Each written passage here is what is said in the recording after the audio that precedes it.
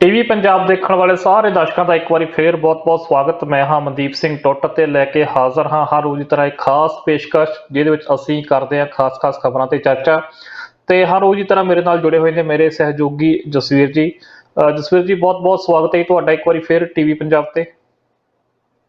ਸ਼ੁਕਰੀਆ ਮਨਦੀਪ ਜੀ। ਔਰ ਟੀਵੀ ਪੰਜਾਬ ਦੇਖਣ ਵਾਲੇ ਜਿੰਨੇ ਵੀ ਸਾਡੇ ਵਿਊਵਰਸ ਨੇ, ਸਾਰਿਆਂ ਨੂੰ ਸਤਿ ਸ਼੍ਰੀ ਅਕਾਲ, ਆਦਾਬ, ਨਮਸਕਾਰ ਜੀ। ਜਸਵੀਰ ਜੀ, ਪੰਜਾਬ ਦੀ ਸਿਆਸਤ ਵਿੱਚ ਬਿਜਲੀਆਂ ਬਹੁਤ ਚਮਕਦੀਆਂ। ਬਿਜਲੀ ਤੇ ਚਾਹੇ ਥਰਮਲ ਪਲਾਂਟ ਹੋਣ, ਚਾਹੇ ਬਿਜਲੀ ਦੇ ਬਿੱਲਾਂ ਦੀ ਗੱਲ ਹੋਵੇ, ਔਰ ਬਿਜਲੀ ਦੇ ਹੋਰ ਵੀ ਕਈ ਕਾਰਨਾਮੇ ਆ ਜੋ ਪੰਜਾਬ ਦੀ ਸਿਆਸਤ ਨੂੰ ਗਰਮ ਰੱਖਦੇ ਆ ਜਾਂ ਚਮਕਾਈ ਰੱਖਦੀ ਆ। ਹੁਣ ਸੁਣਿਆ ਕਿ ਜਿਹੜੇ ਥਰਮਲ ਪਲਾਂਟ ਆ ਉਹ ਵੇਚਣੇ ਸ਼ੁਰੂ ਕਰਦੇ ਕੰਪਨੀਆਂ ਦੇ, ਤੇ ਸਰਕਾਰ ਨੂੰ ਇਹ ਕਹਿ ਰਹੇ ਭਾਈ ਤੁਸੀਂ ਉਹ ਲੈ ਲਾ ਤੁਹਾਡੇ ਕੋਲੋਂ। ਇਹ ਕੀ ਖਬਰ ਹੈ ਸਾਰੀ? ਦਰਅਸਲ ਪਾਵਰ ਜਿਹੜੀ ਹੈਗੀ ਆ, ਇਹ ਪਾਵਰ ਸੱਤਾ ਚਾਉਣ ਲਈ ਵੀ ਜਿਹੜੀ ਆ ਉਹ ਬਹੁਤ ਲੋੜੀਂਦੀ ਹੁੰਦੀ ਹੈ। ਘਰਾਂ ਦੇ ਵਿੱਚ ਰੌਸ਼ਨੀ ਕਰਨ ਦੇ ਲਈ ਵੀ ਪਾਵਰ ਬਹੁਤ ਲੋੜੀਂਦੀ ਹੁੰਦੀ ਹੈ। ਤੇ ਪਾਵਰ ਦੀ ਦੌੜ ਦੇ ਵਿੱਚ ਅੱਜ ਹਰ ਵਿਅਕਤੀ ਜਿਹੜਾ ਆ ਉਹ ਕੋਈ ਨਾ ਕੋਈ ਤਰੱਦਦ ਕਰਦਾ ਨਜ਼ਰ ਆਉਂਦਾ। ਹੋ ਸਕਦਾ ਜੀ ਪੈਸੇ ਦੀ ਵੀ ਹੋਵੇ ਪਾਵਰ, ਤਾਕਤ ਦੀ ਵੀ ਪਾਵਰ ਹੁੰਦੀ ਆ, ਕੁਰਸੀ ਦੀ ਵੀ ਪਾਵਰ ਹੁੰਦੀ ਹੈ। ਪਰ ਜਦੋਂ ਪਾਵਰ ਬਿਜਲੀ ਵਾਲੀ ਦੀ ਗੱਲ ਕਰਦੇ ਆ, ਤੇ ਇਸ ਬਿਜਲੀ ਵਾਲੀ ਪਾਵਰ ਨੇ ਕਈਆਂ ਨੂੰ ਪਾਵਰ ਦੇ ਵਿੱਚ ਕੁਰਸੀ ਵਾਲੀ ਪਾਵਰ 'ਚ ਵੀ ਲੈ ਕੇ ਆਉਂਦਾ ਹੈ, ਤੇ ਕਈਆਂ ਦੀ ਪਾਵਰ ਖੋਈ ਵੀ ਹੈ, ਕਈਆਂ ਦੇ ਫਿਊਜ਼ ਉਡਾਏ ਵੀ ਆ। ਦਰਅਸਲ ਜੀ ਪੰਜਾਬ ਦੇ ਵਿੱਚ ਜਦੋਂ ਬਿਜਲੀ ਦੀ ਗੱਲ ਚੱਲਦੀ ਹੈ ਤੇ ਇੰਨੀ ਕੁ ਮਹਿੰਗੀ ਬਿਜਲੀ ਮਿਲਦੀ ਹੈ, ਇਹਨੂੰ ਲੈ ਕੇ ਲੋਕ ਤਰਾਹ ਤਰਾਹ ਕਰਦੇ ਆ।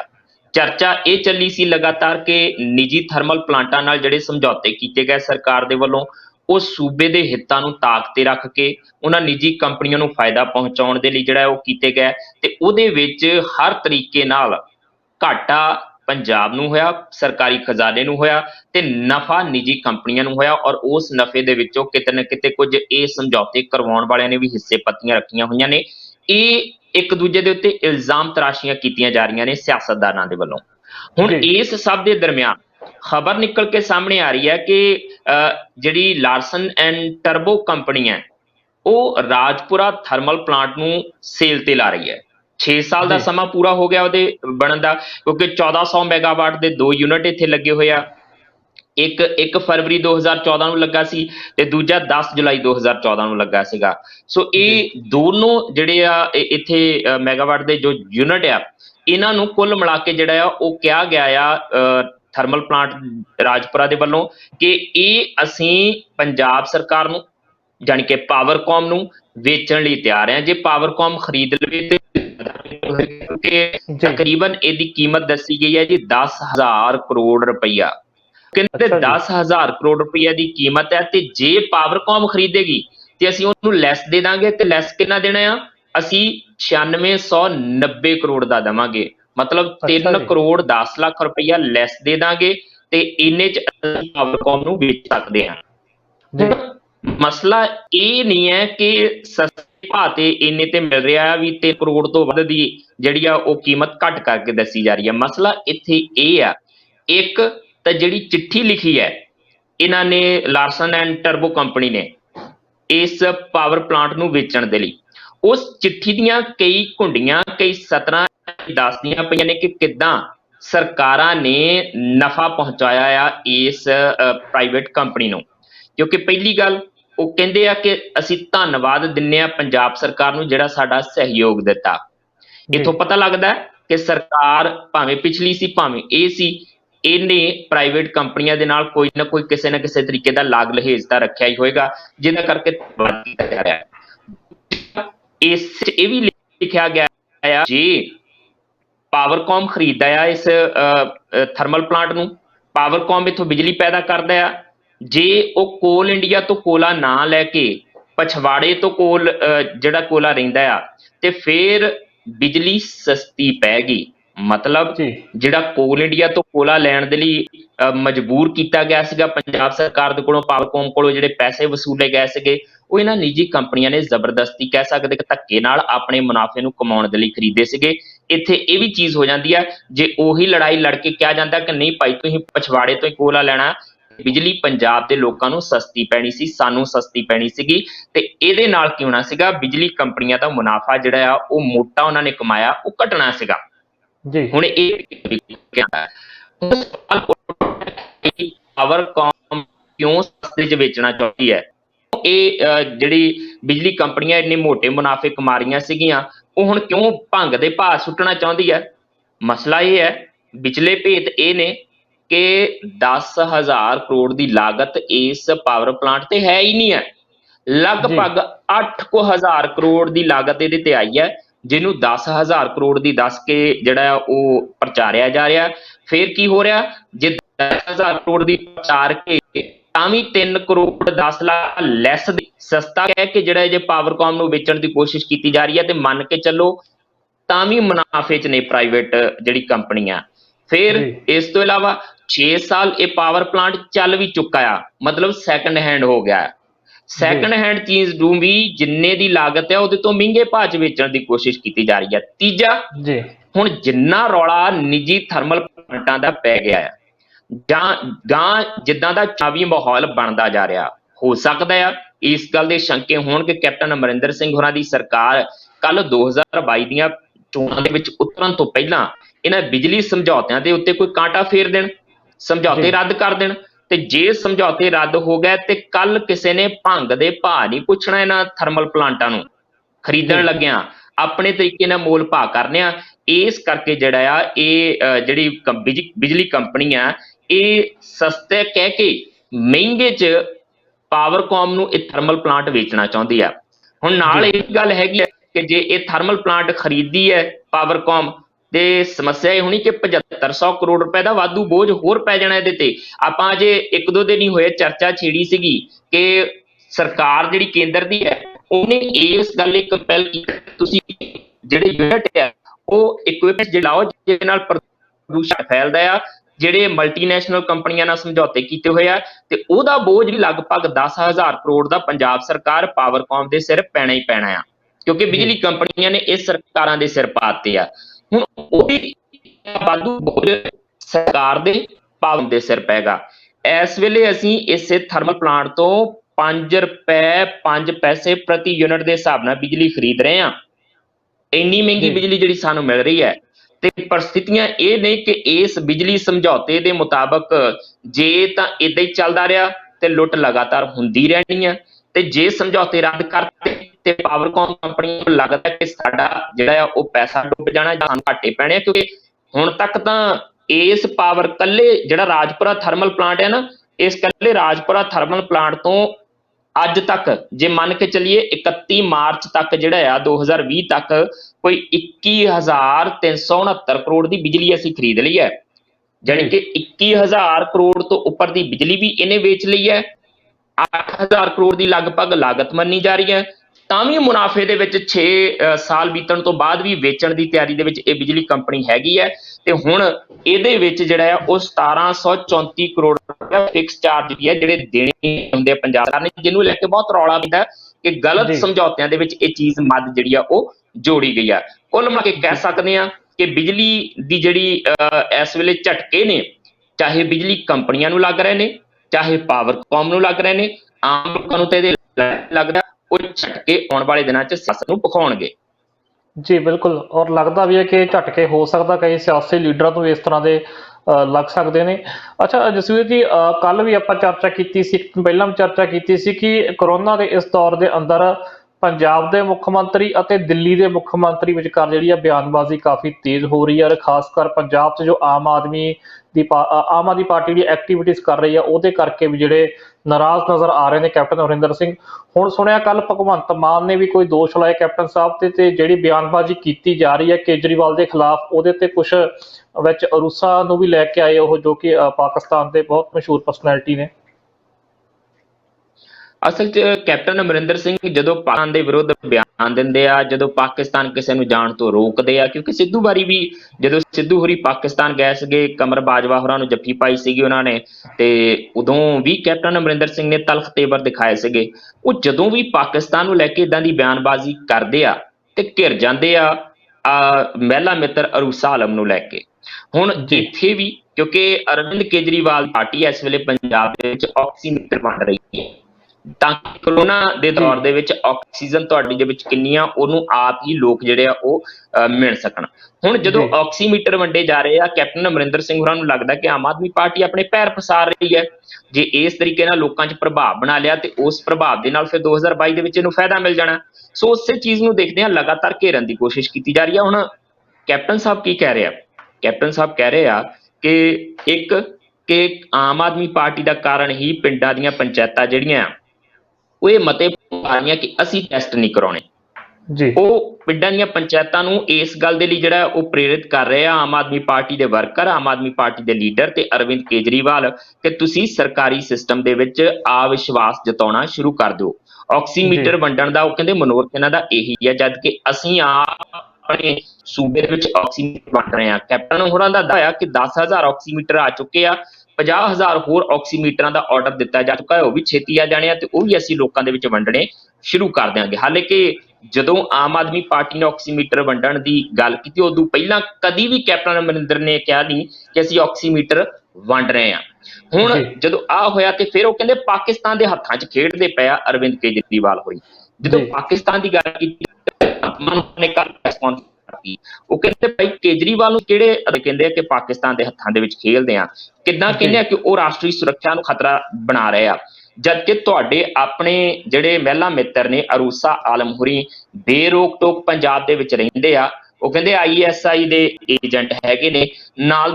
ਉਹ ਕਹਿੰਦੇ ਜਿੱਥੇ ਵੀ ਦਿਲ ਕਰਦਾ ਉੱਥੇ ਜਾਂਦੇ, ਉਹਨਾਂ ਦੇ ਰਿਸ਼ਤੇਦਾਰ ਇੱਥੇ ਰਹਿੰਦੇ ਆ ਤੇ ਉਹਨਾਂ ਤੋਂ ਕਦੀ ਵੀ ਭਾਰਤ ਦੀ ਜਿਹੜੀ ਸੁਰੱਖਿਆ ਨੂੰ ਖਤਰਾ ਨਹੀਂ ਹੋਇਆ, ਪੰਜਾਬ ਦੀ ਅੰਦਰੂਨੀ ਸੁਰੱਖਿਆ ਨੂੰ ਖਤਰਾ ਨਹੀਂ ਹੋਇਆ।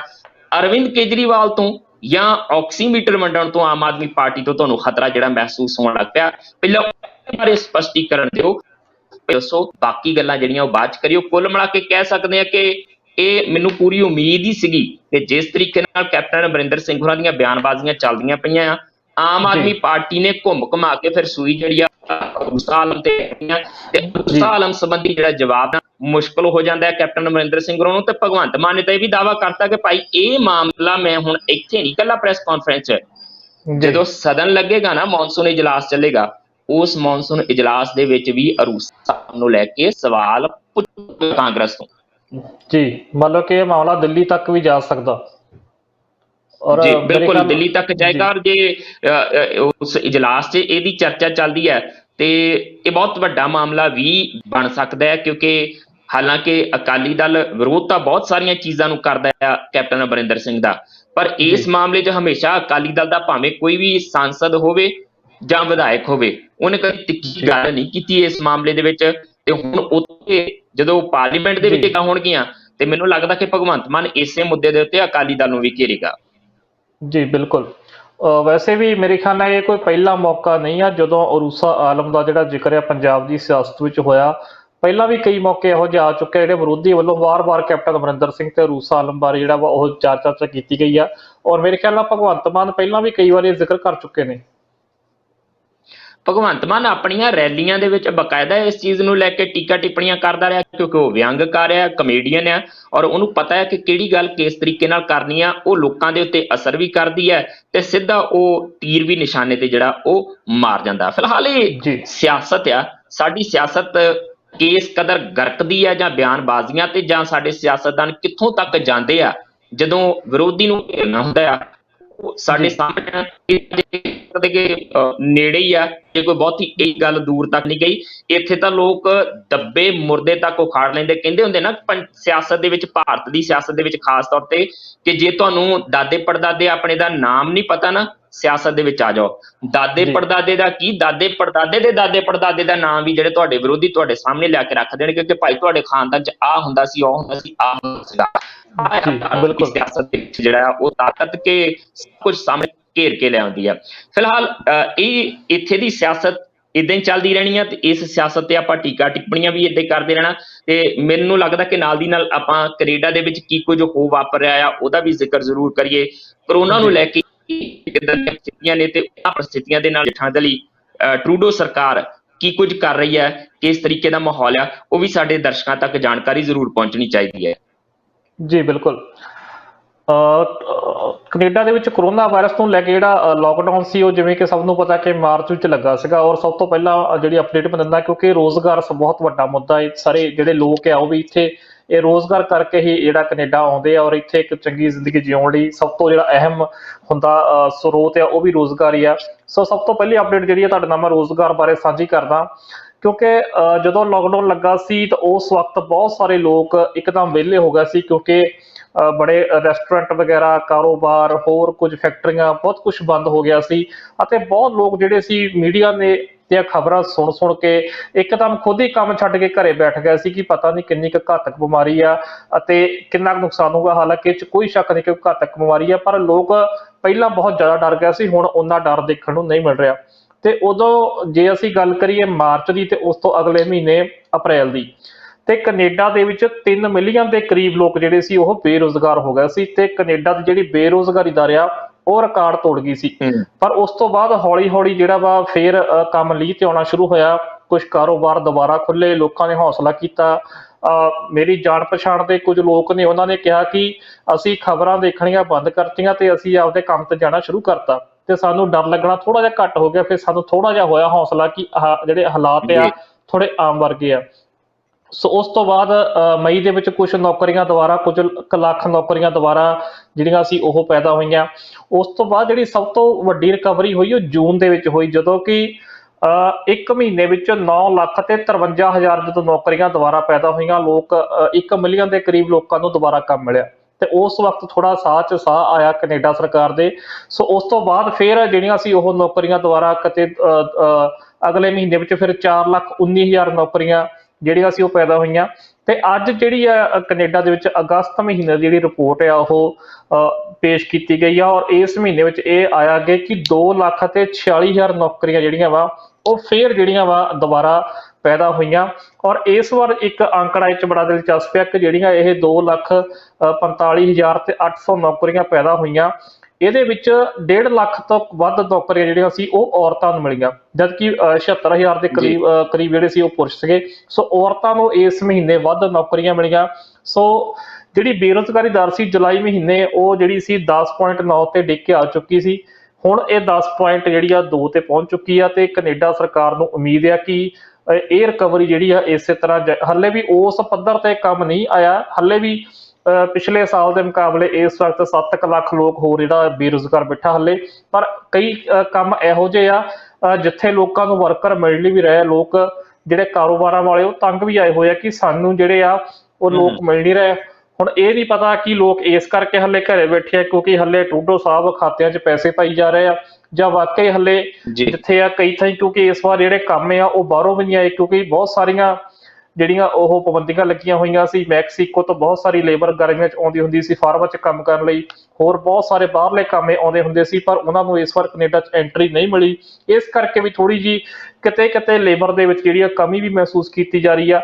ਪਰ ਵੱਡੇ ਪੱਧਰ ਤੇ ਜਿਹੜੀ ਰਾਹਤ ਦੀ ਖਬਰ ਇਹ ਆ ਕਿ ਕੈਨੇਡਾ ਦੀ ਜਿਹੜੀ ਅਰਥ ਵਿਵਸਥਾ ਦੁਬਾਰਾ ਰਾਹ ਤੇ ਆ ਰਹੀ ਆ, ਦੁਬਾਰਾ ਪਟੜੀ ਤੇ ਚੜ ਰਹੀ ਆ, ਔਰ ਦੁਬਾਰਾ ਨੌਕਰੀਆਂ ਕੈਨੇਡਾ ਵਿੱਚ ਪੈਦਾ ਹੋ ਰਹੀਆਂ, ਜੋ ਕਿ ਇੱਕ ਚੰਗਾ ਸੰਕੇਤ ਹੈ। ਉਮੀਦ ਕਰਦੇ ਹਾਂ ਕਿ ਵਿਸ਼ਵ ਭਰ ਦੇ ਵਿੱਚ ਜਿੰਨੇ ਵੀ ਮੁਲਕ ਆ ਉਹ ਕਰੋਨਾ ਤੋਂ ਮੁਕਤ ਹੋਣਗੇ ਤੇ ਇਸੇ ਤਰੀਕੇ ਨਾਲ ਉੱਥੇ ਵੀ ਜ਼ਿੰਦਗੀ ਮੁੜ ਪਟੜੀ ਤੇ ਆਏਗੀ। ਇੱਕ ਚੀਜ਼ ਹੋਰ ਪਤਾ ਲੱਗਾ ਕਿ ਆਪਾਂ ਪਿਛਲੇ ਦਿਨੀ ਖਬਰ ਇੱਕ ਚਰਚਾ 'ਚ ਲਿਆਂਦੀ ਸੀਗੀ ਕਿ ਜਸਵੰਤ ਸਿੰਘ ਖਾਲੜਾ ਹੋਰਾਂ ਨੂੰ ਲੈ ਕੇ ਕੈਨੇਡਾ ਦੇ ਵਿੱਚ ਖਾਲੜਾ ਦਿਵਸ ਮਨਾਉਣ ਦੀ ਗੱਲ ਕੀਤੀ ਗਈ ਹੈ। ਤੇ ਹੁਣ ਉਦੋਂ ਸ਼ਾਇਦ 4 ਕੁ ਦੇ ਸ਼ਹਿਰ ਸੀਗੇ, ਹੁਣ ਕੈਨੇਡਾ ਦੇ ਵਿੱਚ 6 ਤੇ ਇੱਕ ਅਮਰੀਕਾ ਦਾ ਸ਼ਹਿਰ ਵੀ ਇਹਦੇ ਵਿੱਚ ਸ਼ਾਮਲ ਹੋ ਗਿਆ, ਜਿਹੜਾ ਕਹਿੰਦਾ ਕਿ ਅਸੀਂ ਜਿਹੜਾ ਉਹ ਖਾਲੜਾ ਡੇ ਉਹ ਮਨਾਇਆ ਕਰਨਾ ਹੈ। ਇਹਨੂੰ ਲੈ ਕੇ ਹੁਣ ਆਵਾਜ਼ ਥੋੜੀ ਜਿਹੀ ਹੋਰ ਜ਼ਿਆਦਾ ਉੱਚੀ ਹੁੰਦੀ ਜਾ ਰਹੀ ਹੈ। ਜੀ, ਅਸਲ 'ਚ ਜਸਵੰਤ ਸਿੰਘ ਖਾਲੜਾ ਹੋਣਾ ਦਾ ਕੈਨੇਡਾ ਨਾਲ ਵੀ ਰਿਸ਼ਤਾ ਹੈਗਾ, ਕਿਉਂਕਿ ਜਦੋਂ 6 ਸਤੰਬਰ ਨੂੰ ਉਹਨਾਂ ਦੀ ਕਤਲ ਹੁੰਦਾ ਤੇ ਉਸ ਤੋਂ ਕੁਝ ਕੁ ਮਹੀਨੇ ਪਹਿਲਾਂ ਅਪ੍ਰੈਲ 1995 ਵਿੱਚ ਉਹ ਜਿਹੜਾ ਸੀ ਕੈਨੇਡਾ ਆਏ ਸੀ। ਕੈਨੇਡਾ ਵਿੱਚ ਆ ਕੇ ਉਹਨਾਂ ਨੇ ਜਿਹੜੀ ਆਪਣੀ ਰਿਪੋਰਟ ਤਿਆਰ ਕੀਤੀ ਸੀ, ਇੱਥੇ ਦੇ ਸਿਆਸਤਦਾਨਾਂ ਅੱਗੇ ਉਹਨਾਂ ਨੇ ਖੁਲਾਸੇ ਕੀਤੇ ਸੀ। ਸੋ ਵੈਸੇ ਵੀ ਪੰਜਾਬ ਨਾਲ ਜੁੜੀ ਕੋਈ ਵੀ ਸ਼ਖਸੀਅਤ ਹੋਵੇ ਜਿਨ੍ਹਾਂ ਨੇ ਕੋਈ ਵਧੀਆ ਕੰਮ ਕੀਤਾ, ਜਿਹੜਾ ਕੈਨੇਡਾ 'ਚ ਭਾਈਚਾਰਾ ਵਾ, ਉਹਨਾਂ ਦੇ ਦਿਨ ਜਿਹੜੇ ਆ ਤਿਉਹਾਰ ਆ ਉਹ ਜ਼ਰੂਰ ਇੱਥੇ ਮਨਾਏ ਜਾਂਦੇ ਆ, ਉਹਨਾਂ ਨੂੰ ਯਾਦ ਕੀਤਾ ਜਾਂਦਾ। ਸੋ ਹਰ ਸਾਲ ਜਿਹੜਾ ਸੀ ਜਸਵੰਤ ਸਿੰਘ ਖਾਲੜਾ ਉਹਨਾਂ ਦਾ ਵੀ ਕਈ ਵਾਰ ਛੋਟੇ ਪੱਧਰ ਤੇ ਕਈ ਵਾਰ ਵੱਡੇ ਪੱਧਰ ਤੇ ਸਮਾਗਮ ਹੁੰਦੇ ਸੀ। ਪਰ ਇਸ ਵਾਰ ਕਿਉਂਕਿ ਉਹਨਾਂ ਦੀ 25ਵੀਂ ਵਾਰਸੀ ਆ ਰਹੀ ਆ, ਸੋ ਸਭ ਤੋਂ ਪਹਿਲਾਂ ਜਿਵੇਂ ਕਿ ਆਪਾਂ ਪਿਛਲੇ ਸ਼ੋਅ 'ਚ ਜ਼ਿਕਰ ਕੀਤਾ ਸੀਗਾ ਕਿ ਬਰਨਬੀ ਸ਼ਹਿਰ ਹੈ ਬ੍ਰਿਟਿਸ਼ ਕੋਲੰਬੀਆ ਦਾ, ਉੱਥੇ ਇਹ ਪਹਿਲ ਹੋਈ ਸੀ ਕਿ ਉਹਨਾਂ ਨੇ 6 ਸਤੰਬਰ ਨੂੰ ਜਸਵੰਤ ਸਿੰਘ ਖਾਲੜਾ ਡੇ ਐਲਾਨਿਆ। ਉਸ ਤੋਂ ਬਾਅਦ ਫਿਰ ਇੱਕ ਉਹਨਾਂ ਦਾ ਗਵਾਂਢੀ ਸ਼ਹਿਰ ਆ ਨਿਊ ਵੈਸਟਮਿਨਿਸਟਰ, ਉੱਥੇ ਵੀ ਪੰਜਾਬੀਆਂ ਦਾ ਇਤਿਹਾਸ ਕਾਫੀ ਪੁਰਾਣਾ ਆ। ਇੱਕ ਭਾਈ ਮੇਵਾ ਸਿੰਘ ਹੋਏ ਨੇ ਕਾਮਾਗਾਟਾ ਮਾਰੋ ਜਹਾਜ਼ ਤੋਂ ਬਾਅਦ ਇਹ ਘਟਨਾ ਹੋਈ ਸੀ, ਉਹਨਾਂ ਨੂੰ ਇੱਥੇ ਫਾਂਸੀ ਦਿੱਤੀ ਗਈ ਸੀ। ਅੱਜ ਉਹਨਾਂ ਨੂੰ ਸ਼ਹੀਦ ਕਰਕੇ ਯਾਦ ਜੀ ਕੀਤਾ ਜਾਂਦਾ। ਉਸ ਵਕਤ ਇੱਥੇ ਅੰਗਰੇਜ਼ਾਂ ਦਾ ਰਾਜ ਸੀ, ਸੋ ਉਹਨਾਂ ਨੇ ਇੱਕ ਇਮੀਗ੍ਰੇਸ਼ਨ ਅਧਿਕਾਰੀ ਦਾ ਕਤਲ ਕੀਤਾ ਸੀ, ਜਿਹਨੇ ਇਹ ਬਹੁਤ ਵੱਡੀ ਭੂਮਿਕਾ ਨਿਭਾਈ ਸੀਗੀ ਆਪਣੇ ਕਾਮਾਗਾਟਾ ਮਾਰੂ ਨੂੰ ਇੱਥੋਂ ਵਾਪਸ ਮੋੜਨ ਦੇ ਵਿੱਚ। ਫਿਰ ਇੱਥੇ ਇੱਕ ਕਤਲ ਹੋਇਆ ਸੀ ਇੱਕ ਸਿੱਖ ਦਾ, ਗੁਰੂ ਸਾਹਿਬ ਦੀ ਤਾਬਿਆ 'ਚ ਬੈਠਿਆ ਵੈਨਕੂਵਰ ਦੇ ਗੁਰੂ ਘਰ 'ਚ, ਉਹਦੇ ਪਿੱਛੇ ਵੀ ਉਸ ਅਧਿਕਾਰੀ ਦਾ ਹੱਥ ਦੱਸਿਆ ਜਾਂਦਾ ਸੀ। ਸੋ ਉਸ ਅਧਿਕਾਰੀ ਦਾ ਕਤਲ ਕੀਤਾ ਸੀ। ਸੋ ਉਹ ਇਤਿਹਾਸ ਵੀ ਉਸ ਸ਼ਹਿਰ ਨਾਲ ਜੁੜਿਆ ਹੋਇਆ। ਫਿਰ ਉਸ ਸ਼ਹਿਰ ਨੇ ਇਹ ਪਹਿਲ ਕੀਤੀ। ਉਸ ਤੋਂ ਬਾਅਦ ਫਿਰ ਇਹ ਗੱਲ ਪਹੁੰਚ ਗਈ ਬਰੈਂਪਟਨ, ਕਿਉਂਕਿ ਜਿੱਥੇ ਬਰੈਂਪਟਨ ਬਹੁਤ ਸਾਰਾ ਪੰਜਾਬੀ ਭਾਈਚਾਰਾ, ਬਰੈਂਪਟਨ ਦੇ ਵਿੱਚ ਵੀ ਇਹ ਐਲਾਨ ਹੋ ਗਿਆ। ਉੱਥੇ ਦੇ ਮੇਅਰ ਨੇ, ਕਿਉਂਕਿ ਪੰਜਾਬੀਆਂ ਦੀ ਵੋਟਾਂ ਨਾਲ ਵੀ ਉੱਥੇ ਦੇ ਮੇਅਰ ਜਿੱਤੇ ਨੇ, ਤੇ ਉਹਨਾਂ ਨੇ ਵੀ ਐਲਾਨ ਕਰਤਾ। ਜੀ ਉਸ ਤੋਂ ਬਾਅਦ ਫਿਰ ਸਸਕੈਚਨ ਸੂਬਾ ਆ, ਉੱਥੇ ਦੇ ਸ਼ਹਿਰ ਜਿਹੜੇ ਰਜਾਈਨਾ ਸੀ, ਉਹਨਾਂ ਨੇ ਐਲਾਨ ਕਰਤਾ। ਤੇ ਅੱਜ ਹੁਣ ਕਿਉਂਕਿ ਸਰੀ ਵਿੱਚ ਬਹੁਤ ਵੱਡੀ ਪੱਧਰ ਦੇ ਭਾਈਚਾਰਾ ਸੀਗਾ, ਤੇ ਜਦੋਂ ਇਹਨਾਂ ਸ਼ਹਿਰਾਂ ਨੇ ਐਲਾਨ ਕੀਤਾ ਫਿਰ ਸਰੀ ਵਿੱਚ ਵੀ ਭਾਈਚਾਰਾ ਸਿਟੀ ਕੌਂਸਲ ਪਹੁੰਚ ਕਰ ਰਿਹਾ। ਇੱਥੇ ਆਪਣੇ ਪੰਜਾਬੀ ਕੌਂਸਲਰ ਵੀ ਹੈਗੇ ਨੇ, ਉਹਨਾਂ ਤੱਕ ਪਹੁੰਚ ਕੀਤੀ ਗਈ ਬਈ ਕਿਸੇ ਤਰ੍ਹਾਂ ਹੁਣ ਇੱਥੇ ਵੀ ਇਹ ਚੀਜ਼ ਹੋਣੀ ਚਾਹੀਦੀ ਹੈ। ਜਸਵੰਤ ਸਿੰਘ ਖਾਲੜਾ ਨੂੰ ਸਾਡੇ ਸ਼ਹਿਰ ਵੱਲੋਂ ਵੀ ਸ਼ਰਧਾਂਜਲੀ ਦਿੱਤੀ ਜਾਣੀ ਚਾਹੀਦੀ ਹੈ, ਕਿਉਂਕਿ ਇੱਥੇ ਬਹੁਤ ਵੱਡੀ ਪੱਧਰ ਤੇ ਪੰਜਾਬੀ ਭਾਈਚਾਰਾ ਵਾਸਤਾ ਵੀ ਆ। ਸੋ ਅੱਜ ਜਿਹੜਾ ਵਾ ਜਿੱਥੇ ਸਰੀ ਦੇ ਵਿੱਚ ਇਹ ਐਲਾਨ ਹੋਇਆ ਕਿ 6 ਸਤੰਬਰ ਨੂੰ ਜਸਵੰਤ ਸਿੰਘ ਖਾਲੜਾ ਡੇ ਮਨਾਇਆ ਜਾਵੇਗਾ, ਉੱਥੇ ਹੀ ਜਿਹੜਾ ਵਿਕਟੋਰੀਆ ਹੈ ਜੋ ਕਿ ਰਾਜਧਾਨੀ ਹੈ ਬ੍ਰਿਟਿਸ਼ ਕੋਲੰਬੀਆ ਦੀ, ਉੱਥੇ ਦੇ ਮੇਅਰ ਵੱਲੋਂ ਵੀ ਇੱਕ ਇਹੋ ਜਿਹਾ ਹੀ ਪੱਤਰ ਜਾਰੀ ਕੀਤਾ ਗਿਆ। ਉਹਨਾਂ ਨੇ ਵੀ ਇਹ ਐਲਾਨ ਕਰਤਾ ਕਿ 6 ਸਤੰਬਰ ਜਿਹੜਾ ਵਾ ਉਹਨੂੰ ਜਸਵੰਤ ਸਿੰਘ ਖਾਲੜਾ ਡੇ ਵਜੋਂ ਮਨਾਇਆ ਜਾਵੇਗਾ। ਸੋ 6 ਸ਼ਹਿਰ ਜਿਹੜੇ ਇਹ ਕੈਨੇਡਾ ਦੇ ਹੋ ਗਏ ਜੀ, ਤੇ ਇਸ ਤੋਂ ਬਾਅਦ ਫਿਰ ਟ੍ਰੈਸੀ ਜਿਹੜਾ ਸ਼ਹਿਰ ਆ ਉੱਥੇ ਦਾ ਅਮਰੀਕਾ ਦਾ, ਉੱਥੇ ਪਹਿਲਾ ਐਲਾਨ ਹੋ ਚੁੱਕਾ। ਸੋ ਕੁੱਲ ਮਿਲਾ ਕੇ ਇਸ ਵਕਤ 6 ਸ਼ਹਿਰਾਂ ਨੇ ਇਹ ਐਲਾਨ ਕੀਤਾ ਹੋਇਆ ਕਿ ਅਸੀਂ ਜਸਵੰਤ ਸਿੰਘ ਖਾਲੜਾ ਡੇ ਮਨਾਵਾਂਗੇ। ਬਿਲਕੁਲ, ਔਰ ਉਮੀਦ ਕਰਦੇ ਹਾਂ ਕਿ ਇਹ ਹੌਲੀ-ਹੌਲੀ ਬਾਕੀ ਸ਼ਹਿਰਾਂ ਦੇ ਵਿੱਚ ਵੀ ਇਹ ਗੱਲ ਹੋਏਗੀ, ਕਿਉਂਕਿ ਅਸੀਂ ਲੋਕ ਜਿਹੜੇ ਆ, ਖਾਸ ਤੌਰ ਤੇ ਪੰਜਾਬੀ ਜਿਹੜੇ ਆ, ਉਹ ਜਸਵੰਤ ਸਿੰਘ ਖਾਲੜਾ ਹੋਰਾਂ ਦੀ ਕੁਰਬਾਨੀ ਦੇ ਬਾਰੇ ਜਾਣਦੇ ਆ, ਮਨੁੱਖੀ ਹੱਕਾਂ ਦੇ ਲਈ ਉਹਨਾਂ ਦੀ ਲੜਾਈ ਬਾਰੇ ਜਾਣਦੇ ਆ, ਤੇ ਜਿਸ ਤਰੀਕੇ ਨਾਲ ਇਹਨਾਂ ਮਨੁੱਖੀ ਹੱਕਾਂ ਦੇ ਲਈ ਲੜਦਿਆਂ ਉਹਨਾਂ ਨੇ ਆਪਣੀ ਜਾਨ ਕੁਰਬਾਨ ਕੀਤੀ ਹੈ, ਇਹਦੇ ਬਾਰੇ ਵੀ ਜਿਹੜਾ ਉਹ ਹਰ ਕੋਈ ਪੰਜਾਬੀ ਜਾਣਦਾ। ਮੈਨੂੰ ਲੱਗਦਾ ਕਿ ਜਦੋਂ ਇਦਾਂ ਦੇ ਦਿਨ ਮਨਾਏ ਜਾਂਦੇ ਆ ਤੇ ਅਸੀਂ ਆਉਣ ਵਾਲੀਆਂ ਪੀੜ੍ਹੀਆਂ ਨੂੰ ਇਹਨਾਂ ਲੋਕਾਂ ਦੇ ਬਾਰੇ ਜਾਣਕਾਰੀ ਦੇਣ ਦੇ ਵਿੱਚ ਜਿਹੜਾ ਆ ਉਹ ਭੂਮਿਕਾ ਨਿਭਾਉਂਦੇ ਆ, ਕਿਉਂਕਿ ਇਹ ਦਿਨ ਆਉਣਗੇ, ਆਉਣ ਵਾਲੀਆਂ ਪੀੜ੍ਹੀਆਂ ਪੁੱਛਣਗੀਆਂ ਕਿ ਭਾਈ ਇਹ ਦਿਨ ਕਿਉਂ ਮਨਾਇਆ ਜਾਂਦਾ, ਕੌਣ ਹੈ ਜਸਵੰਤ ਸਿੰਘ ਖਾਲੜਾ, ਤੇ ਫਿਰ ਉਹਨਾਂ ਨੂੰ ਜਦੋਂ ਦੱਸਿਆ ਜਾਏਗਾ ਤੇ ਉਹਨਾਂ ਦੇ ਚੇਤਿਆਂ ਦੇ ਵਿੱਚ ਇਹ ਵਸੇਗੀ, ਪੀੜ੍ਹੀ ਦਰ ਪੀੜ੍ਹੀ ਗੱਲ ਚੱਲੇਗੀ ਕਿ ਕਿਵੇਂ ਇੱਕ ਸ਼ਖਸ ਨੇ ਜਿਹੜਾ ਉਹ 25,000 ਅਣਪਛਾਤੀਆਂ ਲਾਸ਼ਾਂ ਦੱਸ ਕੇ ਪੰਜਾਬ ਦੀ ਜਵਾਨੀ ਨੂੰ ਘਾਣ ਕਰਨ ਵਾਲੇ ਲੋਕਾਂ ਦੇ ਖਿਲਾਫ ਆਵਾਜ਼ ਬੁਲੰਦ ਕੀਤੀ ਸੀਗੀ, ਤੇ ਫਿਰ ਉਹਨਾਂ ਅਣਪਛਾਤੀਆਂ ਲਾਸ਼ਾਂ ਦਾ ਖੁਦ ਵੀ ਇੱਕ ਹਿੱਸਾ ਬਣ ਗਿਆ ਸੀਗਾ, ਕਿ ਜਾਂ ਕਹਿ ਦੋ ਕਿ ਬਣਾ ਦਿੱਤਾ ਗਿਆ ਸੀਗਾ ਸਿਸਟਮ ਦੇ ਵੱਲੋਂ। ਸੋ ਉਹਨਾਂ ਤੱਕ ਇਹ ਜਾਣਕਾਰੀ ਲਗਾਤਾਰ ਪਹੁੰਚਦੀ ਹੈ। ਇੱਕ ਜ਼ਰੂਰ ਜਾਂਦੇ ਜਾਂਦੇ ਆਪਾਂ ਗੱਲ ਕਰ ਲੈਂਦੇ ਹਾਂ ਮਨਦੀਪ ਜੀ, ਕਿਉਂਕਿ ਮੈਨੂੰ ਪਤਾ ਸਮਾਂ ਵੀ ਜਿਹੜਾ ਉਹ ਬੜੀ ਰਫ਼ਤਾਰ ਦੇ ਨਾਲ ਦੌੜਦਾ ਪਿਆ। ਚੁਣਾਵੀ ਮਾਹੌਲ ਜਿੱਦਾਂ ਪੰਜਾਬ ਦੇ ਵਿੱਚ ਇੱਥੇ ਭਖਿਆ ਪਿਆ, 2022 ਨੂੰ ਲੈ ਕੇ ਹੁਣੇ ਤੋਂ ਤਿਆਰੀਆਂ ਚੱਲਦੀਆਂ ਪਈਆਂ, ਕਾਟੋ ਕਲੇਸ਼ ਹੁਣ ਤੋਂ ਸ਼ੁਰੂ ਹੋਏ। ਆਪਾਂ ਪਿਛਲੇ ਦਿਨ ਹੀ ਗੱਲ ਕੀਤੀ ਸੀ, ਤੁਸੀਂ ਇਸ਼ਾਰੇ ਦਿੱਤੇ ਸੀਗੇ ਕਿ ਸ਼ਾਇਦ ਕੈਨੇਡਾ ਦੇ ਵਿੱਚ ਵੀ ਸੰਭਾਵਨਾਵਾਂ ਬਣਦੀਆਂ ਪਈਆਂ ਨੇ ਕਿ ਚੋਣਾਂ ਹੋ, ਉਹ ਗੱਲ ਕੋਈ ਅੱਗੇ ਵਧੀ ਹੈ ਜਾਂ ਅਜੇ ਉੱਥੇ ਹੀ ਉਹ ਸੰਭਾਵਨਾਵਾਂ ਤੱਕ ਹੀ ਟਿਕੀ ਹੋਈ ਹੈ?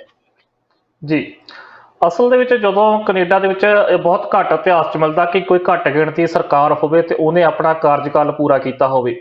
ਸੋ ਇੱਥੇ ਦੇ ਲੀਡਰ ਵੀ ਮੰਨਦੇ ਨੇ ਕਿ ਜਦੋਂ ਕੋਈ ਵੀ ਘੱਟ ਗਿਣਤੀ ਸਰਕਾਰ ਹੁੰਦੀ ਆ ਤਾਂ ਹਰ ਦਿਨ ਤੁਹਾਨੂੰ ਜਿਹੜਾ ਵਾ ਉਹ ਚੋਣਾਂ ਲਈ ਤਿਆਰ ਰਹਿਣਾ ਚਾਹੀਦਾ। ਸੋ ਮਾਹੌਲ ਲਗਾਤਾਰ ਬਣਿਆ ਹੋਇਆ, ਕਿਉਂਕਿ ਪਤਾ ਨਹੀਂ ਕਿਹੜੀ ਪਾਰਟੀ ਨੇ ਕਦੋਂ ਕਿਹੜਾ ਰੁਖ ਲੈਣਾ, ਕਿਉਂਕਿ ਜਦੋਂ ਕੋਈ ਘੱਟ ਗਿਣਤੀ ਸਰਕਾਰ ਹੁੰਦੀ ਆ ਤਾਂ ਉਹ ਹੋਰਾਂ ਦੇ ਸਹਾਰਿਆਂ ਤੇ ਚੱਲਦੀ ਆ। ਸੋ ਇਹੀ ਹਾਲਾਤ ਜਿਹੜੇ ਆ ਫੈਡਰਲ ਦੇ ਵਿੱਚ ਹੈਗੇ ਆ, ਤੇ ਇਹੀ ਹਾਲਾਤ ਜਿਹੜੇ ਬਣੇ ਹੋਏ ਆ ਕੈਨੇਡਾ ਦੇ ਸੂਬੇ ਬ੍ਰਿਟਿਸ਼ ਕੋਲੰਬੀਆ ਵਿੱਚ। ਫੈਡਰਲ ਦੀ ਜਿਹੜੀ ਸਰਕਾਰ ਆ ਉਹ ਕਹਿ ਲਓ ਕਿ 2 ਪਾਰਟੀਆਂ ਦੇ ਸਹਾਰੇ ਚੱਲ ਰਹੀ ਹੈ, ਕਿਉਂਕਿ ਕੰਜ਼ਰਵੇਟਿਵ ਤਾਂ ਵੱਡੀ ਵਿਰੋਧੀ ਧਿਰ ਆ, ਉਹ ਤਾਂ ਕਦੇ ਟਰੂਡੋ ਸਰਕਾਰ ਦੀ ਹਮਾਇਤ ਨਹੀਂ ਕਰ ਸਕਦੀ ਜੇ ਕਦੇ ਇਹੋ ਜਿਹੀ ਸਥਿਤੀ ਪੈਦਾ ਹੁੰਦੀ ਆ। ਪਰ ਬਲਾਕ ਕਿਊਬਕ ਤੇ NDP ਜਿਹੜੀ ਪਾਰਟੀ ਆ ਜਗਮੀਤ ਸਿੰਘ ਹੋਣਾ ਦੀ, ਉਹਨਾਂ ਦੇ ਸਹਾਰੇ ਚੱਲ ਰਹੀ ਆ ਵੀ ਜੇ ਕਿਤੇ ਮੁਸ਼ਕਲ ਹਾਲਾਤ ਪੈਦਾ ਹੁੰਦੇ ਨੇ ਤਾਂ ਹੋ ਸਕਦਾ ਕਿ ਇਹਨਾਂ 'ਚ ਕੋਈ ਪਾਰਟੀ ਸਹਾਰਾ ਬਣ ਜਾਵੇ ਤੇ ਪਾਰ ਲੈ ਜਾਵੇ। ਪਰ ਜੇ ਇਹਨਾਂ ਨੇ ਵੀ ਧਾਰ ਲੈ ਕੇ ਨਹੀਂ ਹੁਣ ਅਸੀਂ ਚੋਣਾਂ ਕਰਵਾਉਣੀਆਂ ਨੇ ਤਾਂ ਫਿਰ ਚੋਣਾਂ ਹੋ ਕੇ ਰਹਿਣਗੀਆਂ। ਪਰ ਜਿਹੜੇ ਹੁਣ ਦੇ ਹਾਲਾਤ ਆ, ਕਿਉਂਕਿ ਬੀਤੇ ਦਿਨਾਂ ਤੋਂ ਕੁਝ ਸਮਾਂ ਚੇਂਜ ਹੋਇਆ, ਕਰੋਨਾ ਵਾਇਰਸ ਦੇ ਦੌਰਾਨ ਜਿਹੜੀ ਸਰਕਾਰ ਦੀ ਕਾਰਗੁਜ਼ਾਰੀ ਆ ਲੋਕਾਂ ਨੂੰ ਪਸੰਦ ਆਈ, ਤੇ ਇਸ ਵਕਤ ਜਿਹੜੇ ਸਰਵੇ ਹੋ ਰਹੇ ਆ ਉਹਦੇ ਵਿੱਚ ਟਰੂਡੋ ਸਰਕਾਰ ਅੱਗੇ ਚੱਲ ਰਹੀ ਆ। ਤੇ ਇਹ ਵੀ ਕਿਹਾ ਜਾ ਰਿਹਾ ਕਿ ਜੇਕਰ ਅੱਜ ਚੋਣ ਹੁੰਦੀ ਆ ਤਾਂ ਹੋ ਸਕਦਾ ਕਿ ਉਹਨਾਂ ਨੂੰ ਮੈਜੋਰਟੀ ਮਿਲ ਜਾਵੇ। ਸੋ ਫਿਰ ਉਸ ਤੋਂ ਬਾਅਦ ਹਾਲਾਤ ਚੇਂਜ ਹੋ ਗਏ। ਹੁਣ ਲੀਡਰ ਇਹ ਕਹਿ ਰਹੇ ਨੇ ਕਿ ਸਾਡੀ ਪਹਿਲ ਨਹੀਂ, ਅਸੀਂ ਚੋਣਾਂ ਨਹੀਂ ਚਾਹੁੰਦੇ, ਪਰ ਜੇ ਹੁੰਦੀਆਂ ਵੀ ਹੈ ਤਾਂ ਅਸੀਂ ਉਹ ਤੋਂ ਭੱਜਦੇ ਵੀ ਨਹੀਂ। ਸੋ ਜੋ ਕਹਿਣਾ ਇੱਕ ਮਜਬੂਰੀ ਆ ਉਹਨਾਂ ਦੀ, ਪਰ ਹਲੇ ਹਾਲਾਤ ਸਭ ਨੂੰ ਪਤਾ ਹੈ ਕਿ ਕਿਸ ਤਰ੍ਹਾਂ ਦੇ ਆ। ਸੋ ਫਿਲਹਾਲ ਜਿਹੜੀ ਆ ਫੈਡਰਲ ਦੇ ਵਿੱਚ ਵੀ ਤਾਲੋ ਜਿਹੜੀ ਹਾਲਾਤ ਆ ਉੱਦਾਂ ਦੇ ਹੀ ਇੱਥੇ ਬ੍ਰਿਟਿਸ਼ ਕੋਲੰਬੀਆ ਵਿੱਚ ਬਣੇ ਹੋਏ ਆ। ਬ੍ਰਿਟਿਸ਼ ਕੋਲੰਬੀਆ ਵਿੱਚ ਜਿਹੜੀ ਐਨਡੀਪੀ ਪਾਰਟੀ ਦੀ ਸੱਤਾ ਵਿੱਚ ਆ, ਪਰ ਉਹ ਚੱਲ ਰਹੀ ਹੈ ਗ੍ਰੀਨ ਪਾਰਟੀ ਦੇ ਸਹਾਰੇ। ਸੋ ਬੀਤੇ ਦਿਨੀ ਜਿੱਦਾਂ ਕਿ ਫੈਡਰਲ ਦਾ ਸਰਵੇ ਹੋਇਆ, ਉਦਾਂ ਹੀ ਇੱਥੇ ਬ੍ਰਿਟਿਸ਼ ਕੋਲੰਬੀਆ ਦਾ ਵੀ ਸਰਵੇ ਹੋਇਆ, ਜਿਹਦੇ ਵਿੱਚ ਜਿਹੜੇ ਇੱਥੇ ਦੇ ਪ੍ਰੀਮੀਅਰ ਆ ਉਹਨਾਂ ਦੀ ਰੇਟਿੰਗ ਬੜੀ ਹਾਈ ਆ। ਲੋਕਾਂ ਨੂੰ ਸਰਕਾਰ ਦਾ ਕੰਮ ਬੜਾ ਪਸੰਦ ਆਇਆ। ਜਿਸ ਤਰ੍ਹਾਂ ਬ੍ਰਿਟਿਸ਼ ਕੋਲੰਬੀਆ ਦੀ ਸਰਕਾਰ ਨੇ ਕਰੋਨਾ ਵਾਇਰਸ ਦੀ ਸਥਿਤੀ ਨੂੰ ਨਜਿੱਠਿਆ, ਜਿੱਦਾਂ ਹੈਂਡਲ ਕੀਤਾ, ਉਹ ਵੀ ਲੋਕਾਂ ਨੂੰ ਪਸੰਦ ਆਇਆ। ਸੋ ਉਹਦੇ ਵਿੱਚ ਸਰਵੇ ਵਿੱਚ ਵੀ ਇਹ ਸਾਹਮਣੇ ਆਇਆ ਕਿ ਜੇਕਰ ਅੱਜ ਵੋਟਿੰਗ ਹੁੰਦੀ ਆ ਤਾਂ ਉਸ ਸਰਵੇ ਦੇ ਵਿੱਚ ਜਿਹੜੀ ਆ ਐਨਡੀਪੀ ਪਾਰਟੀ ਨੂੰ 12 ਤੋਂ ਵੱਧ ਅੰਕਾਂ ਦੀ ਜਿਹੜੀ ਲੀਡ ਮਿਲੀ ਆ ਬੀਸੀ ਲਿਬਰਲਸ ਨਾਲੋਂ। ਸੋ ਜੇ ਤੋਂ ਲੱਗਦਾ ਕਿ ਜੇ ਇਹ ਲੀਡ ਚੋਣਾਂ 'ਚ ਬਰਕਰਾਰ ਰਹੀ ਤਾਂ ਮੈਜੋਰਟੀ ਮਿਲ ਸਕਦੀ ਆ। ਸੋ ਫਿਰ ਉਹੀ ਭਵਿੱਖਬਾਣੀ ਸਿਆਸੀ ਮਾਹਰਾਂ ਨੇ ਕਰਨੀ ਸ਼ੁਰੂ ਕਰ ਦਿੱਤੀ ਕਿ ਕਿਤੇ ਪ੍ਰੀਮੀਅਰ ਇਹ ਨਾ ਕਹਿਣ ਕਿ ਹੁਣ ਮੌਕਾ ਆ ਕਿ ਮੈਜੋਰਟੀ, ਕਿਉਂਕਿ ਮਿਨਾਰਟੀ ਸਰਕਾਰ ਚੱਲਦੀ ਆ। ਵੈਸੇ ਵੀ ਇਹ ਸਰਕਾਰ 3 ਸਾਲ ਤੋਂ ਵੱਧ ਦਾ ਸਮਾਂ ਕੱਢ ਸਕਦੀ ਹੈ ਤੇ ਹਰੇਕ 4 ਸਾਲ ਬਾਅਦ ਇੱਥੇ ਇਲੈਕਸ਼ਨ ਹੁੰਦੇ ਆ। ਸੋ ਉਹ ਵੀ ਇੱਕ ਸੰਭਾਵਨਾ ਪੈਦਾ ਹੋ ਗਈ ਵੀ ਇਹ ਨਾ ਹੋਵੇ ਕਿਤੇ ਨਾ ਕਿਤੇ ਕਹਿਣ ਕਿ ਹੁਣੇ ਚੋਣਾਂ ਕਰਾ ਲੈਂਦੇ, ਇਸ ਵਕਤ ਪਾਰਟੀ ਦੀ ਸਥਿਤੀ ਬਿਹਤਰ ਆ ਤੇ ਚੋਣ ਆਰਾਮ ਨਾਲ ਜਿੱਤ ਜਾਵਾਂਗੇ। ਪਰ ਅੱਜ ਪਾਰਟੀ ਦੀ ਵਿਧਾਇਕਾਂ ਨਾਲ ਗੱਲਬਾਤ ਕੀਤੀ ਕਿ ਸਾਡੇ ਵੱਲੋਂ, ਉਹਨਾਂ ਨੇ ਕਿਹਾ ਕਿ ਇਹ ਸਾਡੇ ਹੱਥ ਨਹੀਂ ਹੈਗਾ। ਉਹਨਾਂ ਨੇ ਕੋਈ ਟਿੱਪਣੀ ਕਰਨ ਤੋਂ ਵੀ ਇਨਕਾਰ ਕਰ ਦਿੱਤਾ, ਪਰ ਇਹ ਜ਼ਰੂਰ ਕਿਹਾ ਕਿ ਅਸੀਂ ਹਰ ਵੇਲੇ ਚੋਣਾਂ ਲਈ ਤਿਆਰ ਆ। ਪਰ ਉਹਨਾਂ ਨੇ ਇਹ ਨਹੀਂ ਕਿਹਾ ਕਿ ਚੋਣ ਹੋਊਗੀ ਜਾਂ ਨਹੀਂ ਹੋਊਗੀ। ਸੋ ਹੁਣ ਹਾਲਾਂਕਿ ਬਹੁਤ ਸਾਰੇ ਲੋਕ ਇਹੋ ਜਿਹੇ ਜਿਹੜੇ ਨਹੀਂ ਚਾਹੁੰਦੇ ਕਿ ਇਸ ਦੌਰ ਦੇ ਵਿੱਚ ਜਿਹੜੀ ਆ ਉਹ ਚੋਣ ਹੋਵੇ, ਪਰ ਤੁਹਾਨੂੰ ਪਤਾ ਕਿ ਜਿਹੜੀ ਲੋਕਾਂ ਦੀ ਚੋਣ ਦੀ ਗੱਲ ਵੱਖਰੀ ਹੁੰਦੀ ਆ, ਪਰ ਜਿਹੜੀ ਸਿਆਸਤ ਹੁੰਦੀ ਆ ਉਹ ਥੋੜੀ ਜਿਹੀ ਵੱਖਰੀ ਤਰ੍ਹਾਂ ਦੀ ਹੁੰਦੀ ਆ। ਉਹ 'ਚ ਹਮੇਸ਼ਾ ਨਫਾ ਨੁਕਸਾਨ ਜ਼ਰੂਰ ਦੇਖਿਆ ਜਾਂਦਾ। ਸੋ ਕਿਤੇ ਨਾ ਕਿਤੇ ਜਿਹੜਾ ਵਾ ਮਾਹੌਲ ਹਰ ਰੋਜ਼ ਬਣਿਆ ਹੋਇਆ ਕਿ ਚੋਣਾਂ ਕਦੋਂ ਹੋਣਗੀਆਂ, ਪਰ ਹਲੇ ਕੋਈ ਸਪਸ਼ਟਤਾ ਜਿਹੜੀ ਹੈ ਕਿਸੇ ਮਾਮਲੇ 'ਚ ਹੈ ਨਹੀਂ ਗੀ। ਸਪਸ਼ਟਤਾ ਹੈ ਨਹੀਂ ਹੈ, ਔਰ ਇਹ ਕੈਨੇਡਾ ਆ ਜਿੱਥੇ ਅਸਪਸ਼ਟਤਾ ਅਜੇ ਵੀ ਬਣੀ ਹੋਈ, ਜਿੱਥੇ ਚੋਣਾਂ ਨੂੰ ਲੈ ਕੇ ਜਿਹੜਾ ਉਹ ਗੱਲਾਂ ਬਾਤਾਂ ਵੀ ਹੁੰਦੀਆਂ ਪਈਆਂ। ਜੇ ਇਦਾਂ ਦਾ ਕੋਈ ਸਿਸਟਮ ਇੱਥੇ ਹੋਇਆ ਹੁੰਦਾ, ਇੱਥੇ ਤੱਕ ਜਿਹੜੀਆਂ 2 ਸੀਟਾਂ ਆਉਂਦੀਆਂ ਉਹ ਵੀ ਸਰਕਾਰ ਬਣਾ ਕੇ ਬਹਿ ਜਾਂਦਾ, ਤੇ ਬਾਅਦ ਚ ਪਤਾ ਲੱਗਦਾ ਕਿ ਭਾਈ ਜਿਹਨਾਂ ਦੀਆਂ ਜ਼ਿਆਦਾ ਸੀਟਾਂ ਸੀ ਉਹ ਵਿਧਾਇਕ ਜਾਂ ਤਾਂ ਕਹਿ ਲਓ ਕਿ ਕਿਸੇ ਦਬਾਅ ਤਹਿਤ ਜਾਂ ਪੈਸੇ ਨਾਲ ਜਾਂ ਅਹੁਦੇ ਦੇ ਲਾਲਚ ਦੇ ਨਾਲ ਆਪਣੇ ਨਾਲ ਜੋੜ ਲੈ ਤੇ ਸਰਕਾਰ ਨਾਲ ਇੱਥੇ ਹੋ ਜਾਂਦਾ। ਕੈਨੇਡਾ ਹੈ ਜਿੱਥੇ ਮੈਨੂੰ ਲੱਗਦਾ ਅਜੇ ਚਰਚਾਂ ਹੁੰਦੀਆਂ ਪਈਆਂ ਨੇ ਕਿ ਕਿਵੇਂ ਕੀਤਾ ਜਾਵੇ, ਔਰ ਮਾਈਨੋਰਟੀ ਦੀ ਸਰਕਾਰ ਵੀ ਇਸੇ ਤਰੀਕੇ ਨਾਲ ਚੱਲੀ ਜਾ ਰਹੀ ਹੈ। ਮੈਂ ਤੁਹਾਨੂੰ ਇੱਥੇ ਬ੍ਰਿਟਿਸ਼ ਕੋਲੰਬੀਆ ਦੀ ਮਿਸਾਲ ਦੇਣਾ ਚਾਹੁੰਦਾ ਜਾਂਦੇ ਜਾਂਦੇ, ਕਿਉਂਕਿ ਸਮਾਂ ਤਕਰੀਬਨ ਆਪਣਾ ਪੂਰਾ ਹੋ ਚੁੱਕਾ। ਕਿਉਂਕਿ ਭਾਰਤ ਦੇ ਵਿੱਚ ਤੁਸੀਂ ਦੇਖਦੇ ਆ ਕਿ ਜਿੱਥੇ ਬੀਜੇਪੀ ਦੀਆਂ ਬਹੁਤ ਘੱਟ ਸੀਟਾਂ ਆਉਂਦੀਆਂ, ਉੱਥੇ ਵੀ ਜਾ ਕੇ ਉਹਨਾਂ ਨੇ ਸਰਕਾਰ ਬਣਾ ਲਈ। ਔਰ ਜਿਹੜੀ ਬ੍ਰਿਟਿਸ਼ ਕੋਲੰਬੀਆ ਦੀ ਸਰਕਾਰ ਹੈ ਉਹ ਸਿਰਫ ਤੇ ਸਿਰਫ ਇੱਕ ਸੀਟ ਦੇ ਸਹਾਰੇ ਚੱਲ ਰਹੀ ਆ। ਇੱਕ ਵੀ ਸੀਟ ਜਿਹੜੀ ਆ ਉਹ ਸਰਕਾਰ ਕੋਲ ਵਧੇਰੀ ਨਹੀਂ ਗੀ। ਦੋਹਾਂ ਪਾਰਟੀਆਂ ਦੇ ਮਿਲਾ ਕੇ ਪੂਰੇ ਐਮਐਲਏ ਬਣਦੇ ਆ, ਔਰ ਉਹਨਾਂ ਵਿੱਚੋਂ ਜੇਕਰ ਇੱਕ ਵੀ ਅਸਤੀਫਾ ਦਿੰਦਾ ਤੇ ਸਰਕਾਰ ਡਿੱਗ ਸਕਦੀ ਆ। ਔਰ ਇਹਦੇ ਬਾਵਜੂਦ ਵੀ ਕਿਸੇ ਨੇ ਕੋਈ ਜੋੜ ਤੋੜ ਨਹੀਂ ਕੀਤਾ, ਔਰ ਲਗਾਤਾਰ 3 ਸਾਲ ਇਹ ਸਰਕਾਰ, 3 ਸਾਲ ਤੋਂ ਵੱਧ ਹੀ ਇਹ ਸਰਕਾਰ ਕੱਢ ਚੁੱਕੀ ਆ, ਤੇ ਚੌਥੇ ਸਾਲ ਤਾਂ ਵੈਸੇ ਹੀ ਵੋਟਾਂ ਹੋ ਜਾਣੀਆਂ। ਸੋ ਇਹ ਜਿਹੜਾ ਸਿਆਸਤ ਦਾ ਫਰਕ ਹੈ ਇਹ ਇੱਥੇ ਨਜ਼ਰ ਆਉਂਦਾ। ਸੋ ਜਸਵੀਰ ਜੀ, ਸਮਾਂ ਹੋਰ ਇਜਾਜ਼ਤ ਨਹੀਂ ਦਿੰਦਾ। ਬਹੁਤ ਬਹੁਤ ਧੰਨਵਾਦ ਸਾਡੇ ਨਾਲ ਜੁੜਨ ਲਈ, ਤੇ ਕੱਲ ਫੇਰ ਇਸੇ ਤਰ੍ਹਾਂ ਮਿਲਾਂਗੇ ਤੇ ਕਰਾਂਗੇ ਖਾਸ ਖਬਰਾਂ ਦੀ ਚਰਚਾ ਜੀ। ਸ਼ੁਕਰੀਆ ਮਨਦੀਪ ਜੀ। ਸੋ ਇਹ ਸਨ ਅੱਜ ਦੀਆਂ ਉਹ ਖਾਸ ਖਬਰਾਂ ਜਿਹਦੇ ਬਾਰੇ ਅਸੀਂ ਚਰਚਾ ਕੀਤੀ। ਖਬਰਾਂ ਅਸੀਂ ਖਾਸ ਖਬਰਾਂ ਚੁਣਦੇ ਹਾਂ, ਕੁਝ ਪੰਜਾਬ ਤੋਂ, ਕੁਝ ਕੈਨੇਡਾ ਤੋਂ, ਅਤੇ ਦੋਵਾਂ ਜਿਹੜੇ ਪੰਜਾਬ ਆ, ਕਿਉਂਕਿ ਕੈਨੇਡਾ ਵਿੱਚ ਵੀ ਹੁਣ ਇੱਕ ਪੰਜਾਬੀ ਵਸਦਾ, ਦੋਵਾਂ ਪੰਜਾਬਾਂ ਦੇ ਪੰਜਾਬੀਆਂ ਲਈ ਅਸੀਂ ਖਾਸ ਪ੍ਰੋਗਰਾਮ ਲੈ ਕੇ ਆਉਂਦੇ ਹਾਂ। ਸੋ ਇਸੇ ਤਰ੍ਹਾਂ ਅਸੀਂ ਕੱਲ ਫੇਰ ਹਾਜ਼ਰ ਹੋਵਾਂਗੇ, ਕਰਾਂਗੇ ਖਾਸ ਖਬਰਾਂ ਤੇ ਚਰਚਾ। ਤਦ ਤੱਕ ਸਾਨੂੰ ਦਿਓ ਇਜਾਜ਼ਤ। ਤੁਸੀਂ ਦੇਖਦੇ ਰਹੋ TV ਪੰਜਾਬ।